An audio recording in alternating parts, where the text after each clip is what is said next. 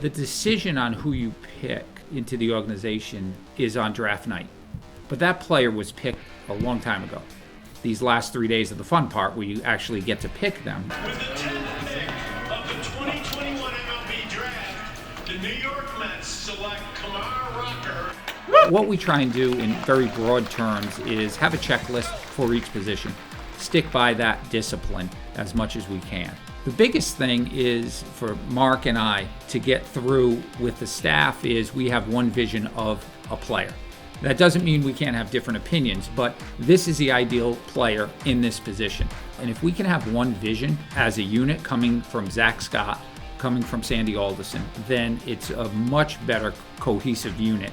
You're almost cross-checking each other. The analytics cross-checks the scouts cross-check the analytics, the medical people, and so on. We do other tests on some of these players, and all of that goes into every decision. Tommy talks about how much production, especially at the college level, matters. And you can put those players in a bucket of the performers plus tools. Now those players are going to go really high.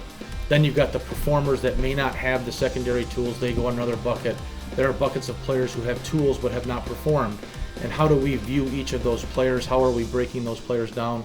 Meaning how they do things, their swing, what their swing looks like, what their delivery looks like, how they move physically, and movement patterns that we look at. And then there are other players that you're taking, we call them lottery tickets, where they may have one big tool and you hope that player development can squeeze the other one and maximize the other tools. So there's all different varieties of players that you're going to see. There's not just one type. Almost the entire organization's involved in draft day, from the analytics, which starts immediately in the summers, and as they gather more information, they're writing reports, we're on the phone with them, and then obviously our area scouts. Currently we have 18 area scouts, 6 cross-checkers, myself and Tram, and we're constantly bringing in scouts from the international department to help us evaluate, and we're going there. So it's a huge process. No one person can make this happen. Both Mark and I scouted Kumar his junior year in high school in the summer and the spring of his senior year, and then his freshman year.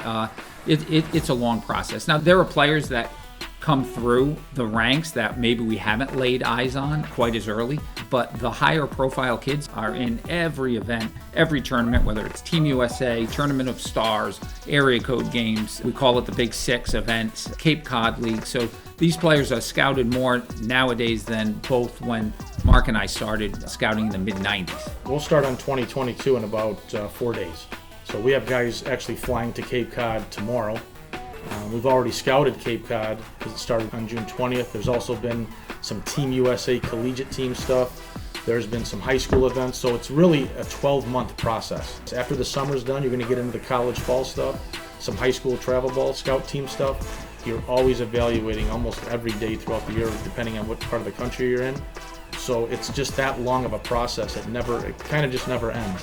We're very fortunate the last few years to have a unit that's stuck together, that we know what our strengths are, and I think that's really been the biggest advantage we've had.